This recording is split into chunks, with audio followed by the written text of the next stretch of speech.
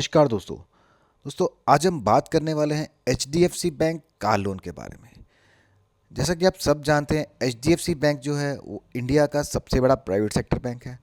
Almost हर तरीके का finance, credit cards, सब कुछ आप एचडीएफसी बैंक से ले सकते हैं।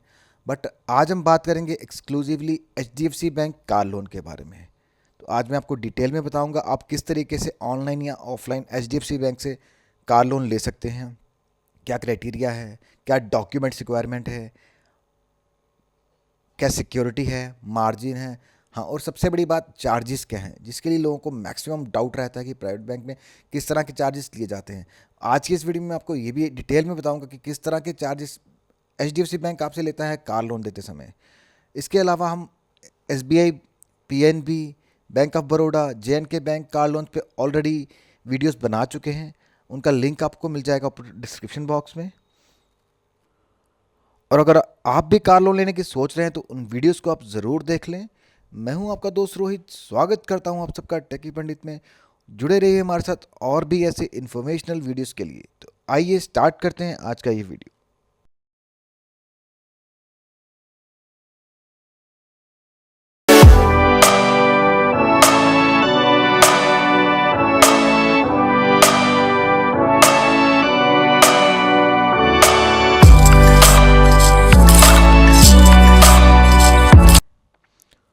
तो दोस्तों, एचडीएफसी बैंक से आप अपने पर्सनल यूज़ के लिए नई या पुरानी कार खरीदने के लिए फाइनेंस ले सकते हैं। तो इस लोन को अवेल करने के दो तरीके हैं। एक तो आप ऑफलाइन बैंक में जाके अवेल कर सकते हैं। दूसरा है कि आपको जो लिंक अभी स्क्रीन पर रेड में दिख रहा है, आप उस पर क्लिक कीजिए। नीचे डिस्क्रिप्शन बॉक्स में आपको दे दूंगा ये लिंक। आप वहाँ से ऑनलाइन अप्लाई कर सकते हैं। तो ऑनलाइन अप्लाई करना बहुत ही सिंपल है। कुछ आपको सिंपल अपनी पर्सनल डिटेल्स भरनी है और सबमिट कर देना है। और सबमिट करने के बाद बैंक के जो ऑफिशियल होंगे वो आपको कॉल करेंगे, आपसे मीटिंग फिक्स करेंगे। फिर जहां आपकी बताई हुई जगह पे वो विज़िट करेंगे और आपसे जो रिक्वायर्ड डॉक्यूमेंट्स होंगे वो लेंगे। और अगर आपकी कुछ क्वेरीज होंगी उनको भी सेटिस्फाई करेंगे। उसके बाद में आपका जो लोन होगा वो ऑनलाइन प्रोसेस हो जाएगा। उसके अलावा ये मेरे को एक बहुत स्पेसिफिक अच्छा फीचर लगा एच बैंक का। ये एक वेबसाइट है, इस पर आप विज़िट करेंगे तो आपको कार्स को कंपेयर भी कर सकते हैं, उनके बारे में रिव्यूज़ भी पढ़ सकते हैं और वहीं से आप डायरेक्ट कार लोन के लिए अप्लाई कर सकते हैं। तो इस पे एक डिटेल वीडियो मैं बनाऊंगा। तो नेक्स्ट वीडियो में मैं आपको बताऊंगा कि आप किस तरह से इस लिंक से लोन अप्लाई कर सकते हैं। बात करते हैं H bank car loan eligibility के बारे में। तो एलिजिबिलिटी क्राइटेरिया जो है सबके लिए अलग अलग है। सैलरीड के लिए है, बिजनेसमैन के लिए है, अगर आप कुछ और प्रोफेशन में हैं तो उसके लिए भी है। तो अगर आप सैलरीड हैं, सैलरीड चाहे आप गवर्नमेंट सेक्टर है, पब्लिक सेक्टर है या प्राइवेट सेक्टर है, तो एज जो है मिनिमम 21 ईयर्स है। मैक्सिमम जब आपका लोन ख़त्म होगा, एंड होगा, तो 60 ईयर्स में आपका लोन ख़त्म होना चाहिए। और एक चीज़ और, आप जिस जॉब में हैं वो कम से कम आप उसी जॉब में, सेम जॉब में 1 साल से काम कर रहे होने चाहिए। जिस भी ऑर्गेनाइजेशन में भी आप काम कर रहे हैं तो 1 साल में आप 1 साल से आप उस ऑर्गेनाइजेशन में होने चाहिए। और टोटल आपका जो जॉब का पीरियड है, टोटल जॉब का, चाहे आप 2 ऑर्गेनाइजेशन में काम कर रहे हैं चाहे एक में किया आपने, 2 साल का पीरियड होना चाहिए। टोटल जॉब आपकी 2 साल होनी चाहिए। और आपकी जो इनकम है मिनिमम कम से कम 3 लाख रुपए साल की होनी चाहिए, तभी आप लोन को अप्लाई कर सकते हैं। अगर आपकी इनकम कम है तो आप अपने स्पाउस की या को अप्लीकेंट बना सकते हैं, उनकी इनकम अपनी इनकम में ऐड कर सकते हैं। उसके बाद में सेल्फ एम्प्लॉयड प्रोफेशनल्स, अगर आपकी सोल प्रोप्राइटरशिप फर्म है तो उस केस में भी आपकी एज जो मिनिमम 21 ईयर्स, मैक्सिमम 65 ईयर्स रखी गई है। इसमें एज बढ़ा दी है, तो 65 ईयर्स में आपको लोन ख़त्म करना होगा। तो मिनिमम कम से कम 21 साल आपकी एज होनी चाहिए अगर आपने लोन के लिए अप्लाई करना है। और जिस बिज़नेस में आप अभी हैं कम से कम आपको 2 साल होना चाहिए उस बिज़नेस में। ऐसा नहीं है कि आपने आज ही बिज़नेस स्टार्ट किया और आज ही लोन के लिए अप्लाई कर रहे हैं तो आप नहीं कर पाएंगे। 2 साल से आप सेम बिज़नेस में होने चाहिए। और इसमें भी इनकम क्राइटेरिया सेम है, 3 लाख रुपया रखा गया है। उसके बाद में self employed professional partnership firm के लिए भी 3 लाख रुपया मिनिमम इनकम क्राइटेरिया है। Self employed private company, private limited company या पब्लिक लिमिटेड कंपनी, सबके लिए सेम ही रखा गया है। 3 लाख रुपए की इनकम क्राइटेरिया रखा गया है। तो बिजनेस आपका किसी भी तरह का हो सकता है, ट्रेडिंग हो सकती है, जैसे कि आप कोई शॉपकीपर हैं स्मॉल, मैन्युफैक्चरिंग हो सकती है, या सर्विसेज, किसी भी तरीके का बिजनेस अगर आप कर रहे हैं तो आप लोन ले सकते हैं। अर्निंग एटलीस्ट जो है वो 3 लाख रुपया होनी चाहिए। उसके बाद में डॉक्यूमेंट्स, फोटोग्राफ्स सबके लगेंगे। एड्रेस प्रूफ, एड्रेस प्रूफ में आपका passport, Aadhaar card, bank passbook, postpaid connection bill, piped gas connection, water bill, या कोई भी valid address proof. ID proof में भी आप PAN card, voter card, driving licence. तो पैन कार्ड जो है वो मैंडेटरी है, क्योंकि पैन कार्ड से ही आपका सिबिल स्कोर निकलेगा। वो उसी पे डिपेंड करेगा कि बैंक आपको कितना इंटरेस्ट चार्ज करेगा और आपको लोन मिलेगा या नहीं मिलेगा। उसके बाद में इनकम प्रूफ, इनकम प्रूफ जो है वो प्रोफेशन टू प्रोफेशन वेरी करता है। अगर आप सैलरीड हैं तो आपका इनकम प्रूफ अलग होगा, बिजनेस वालों के लिए अलग है, एग्रीकल्चर वालों के लिए अलग है। तो सबके लिए डिफरेंट इनकम प्रूफ है। तो परफॉर्मा इनवॉइस, तो कार का जो परफॉर्मा इनवॉइस आपको डीलर से मिलेगा वो आपको देना होगा।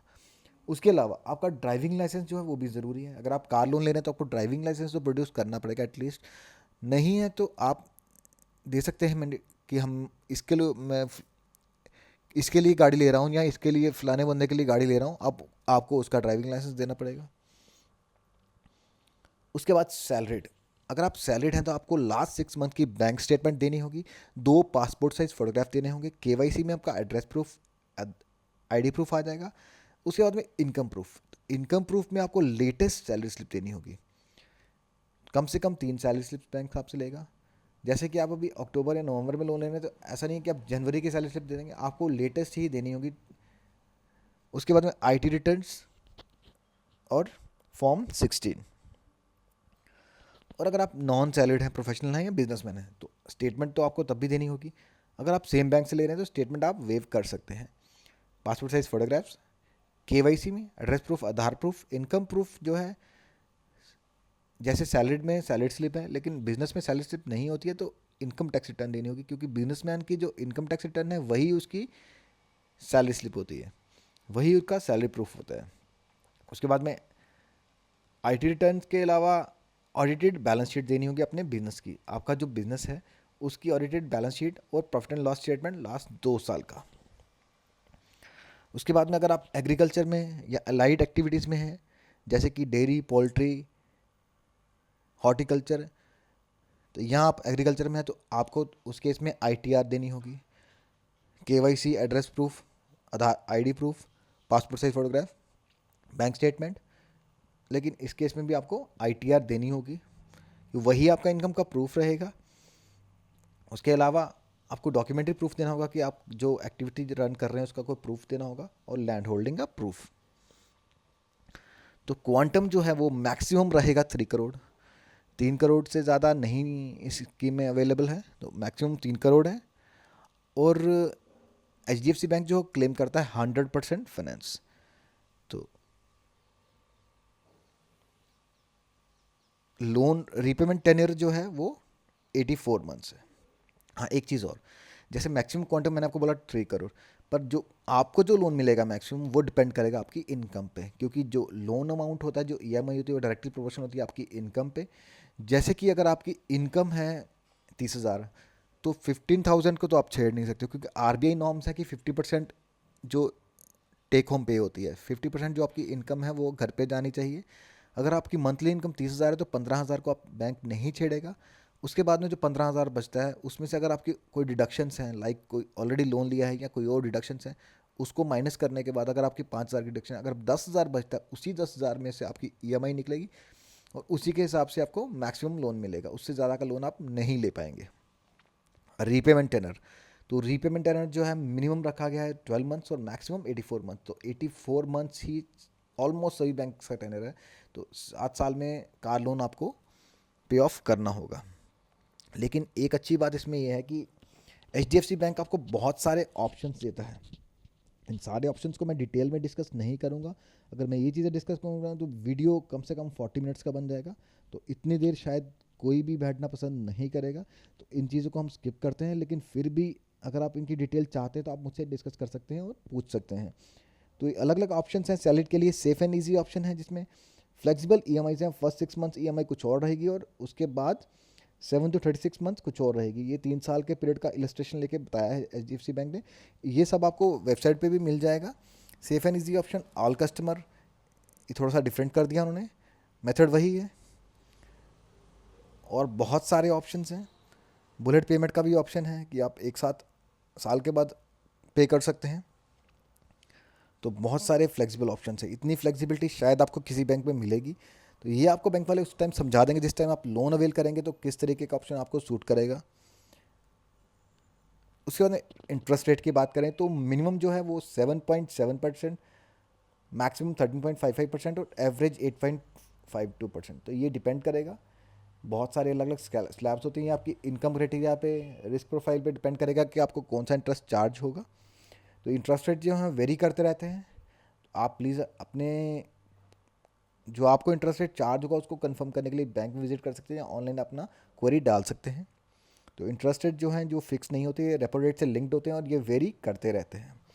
तो लेटेस्ट रेट्स के लिए आप वेबसाइट चेक कर सकते हैं या ब्रांच विजिट कर सकते हैं। तो मार्जिन नॉर्मली जो है वो 10% रहता है कार लोन में। 10% आपको खुद से देना पड़ता है, 90% बैंक फाइनेंस कर देता है। But H D F C bank जो है वो 100% क्लेम कर रहा है कि वो 100% लोन प्रोवाइड करेगा ऑफ ऑन रोड प्राइस। तो ऑन रोड प्राइस में आपका cost of vehicle plus insurance plus 1 year registration फ़ी। उसके बाद में लोन सिक्योरिटी की बात करें तो बैंक लोन सिक्योरिटी के लिए क्या करता है कि आपकी कार की जो है हाइपोथेकेशन करता है। आपके जो कार की आरसी होगी उस पर बैंक का नाम आएगा। फॉर्म नंबर 34 आप भर के देते हैं, तो उससे आपका जो आरटीओ में देते हैं तो आरटीओ जो होता है वो बैंक का नाम चढ़ा देता है। तो वो नाम तब तक आप हटवा नहीं सकते हो जब तक कि आप लोन रीपे ना कर दें। जब आप लोन रीपेमेंट कर देते हैं तो आप फॉर्म नंबर 35 बैंक से साइन कराते हैं और आरटीओ में देते हैं और उसका नाम हटवा देते हैं। उसके बाद बात करेंगे चार्जेस की। चार्जेस के लिए लोगों को काफ़ी डाउट रहता है कि प्राइवेट बैंक किस तरीके के चार्जेस लेते हैं, तो आज मैं वो सब आपको क्लैरिफाई कर दूंगा। प्रोसेसिंग चार्जेस जो हैं वो 1% ऑफ द लोन अमाउंट और मिनिमम 5,000 और मैक्सिमम 10,000 है।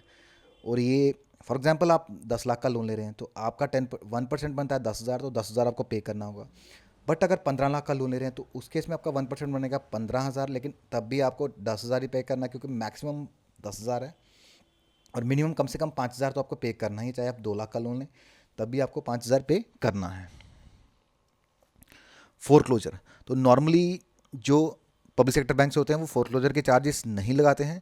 आप किसी भी टाइम आके लोन फोरक्लोज कर सकते हैं, लेकिन ये प्राइवेट सेक्टर बैंक है तो उनके फोरक्लोजर चार्जेस भी हैं।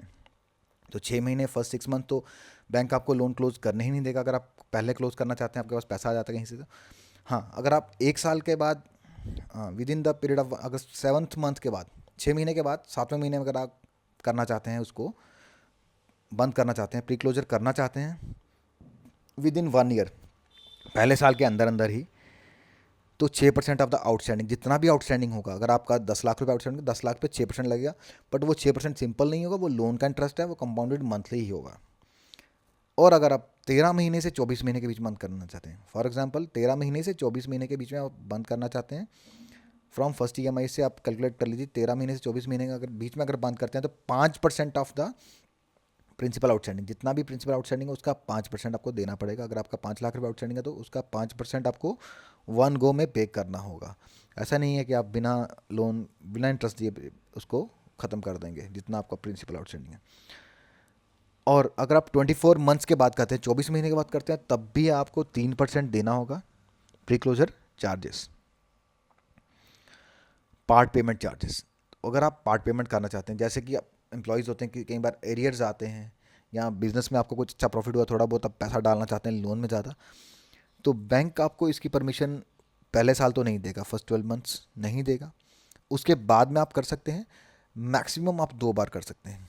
नॉर्मली अगर आप किसी और बैंक को लेंगे तो आप किसी भी टाइम कितना भी डाल सकते हैं, लेकिन इसमें आपको 2 बार से ज़्यादा आप अलाउ नहीं करेगा बैंक। मैक्सिमम आप 2 डाल सकते हैं पैसा और 1 साल में 1 बार डाल सकते हैं। ठीक है, मैक्सिमम 2 बार, और 1 साल में 1 बार डाल सकते हैं।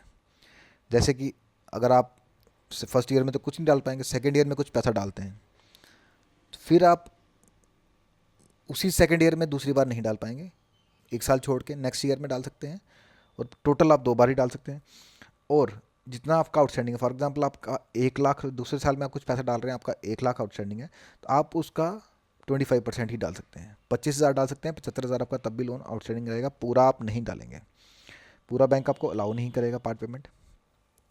और उसके बाद में पार्ट पेमेंट जो होगा, अगर वो 13 मंथ से 24 मंथ्स के बीच में आप कर रहे हैं, पहली EMI से लेकर 13 महीने आप कैलकुलेट कर लीजिए, उसके बाद 24 महीने तक अगर आप डाल रहे हैं पैसा कुछ, तो उस पर 5% आपको बैंक चार्ज करेगा। 24 महीने के बाद अगर आप कुछ पार्ट पेमेंट कर रहे हैं तो आपको बैंक 3% चार्ज करेगा। लोन कैंसिलेशन, इनकेस अगर आप लोन को कैंसिल करवाते हैं, करवाने के बाद लोन कैंसिल करवाते हैं, मुझे कार नहीं लेनी है या कुछ, तो आपके जो चार्जेस हैं वो तो रिफ़ंड नहीं होंगे, ना ही स्टैम्प ड्यूटी रिफ़ंड होगी, तो ये चार्जेस नॉन रिफंडेबल हैं, ये तो शायद कोई भी बैंक आपको रिफ़ंड नहीं करेगा।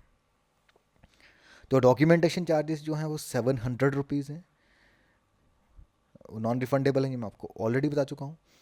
ओवरड्यू EMI प्लस 2%, तो ओवरड्यू EMI चार्जेस हैं वो सभी बैंक्स लेते हैं। इनकेस अगर आपकी EMI समझ लीजिए इस महीने की अगर आप नहीं देते हैं तो अगले महीने में वो ओवरड्यू हो जाती है, तो वो सभी बैंक आपसे प्लस 2% लेते हैं। अगर आपको 8% का आपका लोन हुआ है तो आपको प्लस 2% करके आपको 10% उस डिले पीरियड के लिए आपको पे करना होगा, जितनी देर के लिए आपका ओवरड्यू रहेगा उस अमाउंट पे आपको 10% के हिसाब से पे करना पड़ेगा। तो प्लस 2% EMI।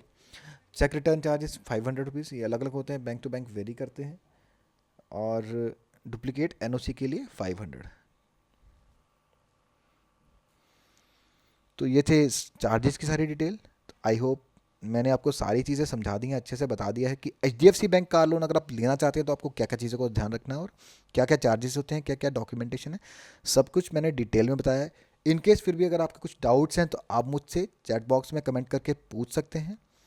तो दोस्तों कैसा लगा आपको आज का ये वीडियो, प्लीज़ मुझे कमेंट करके बताएं। अगर आपको आज का ये वीडियो पसंद आया तो प्लीज़ इस वीडियो को लाइक करें और चैनल को सब्सक्राइब करें। Thank you for watching.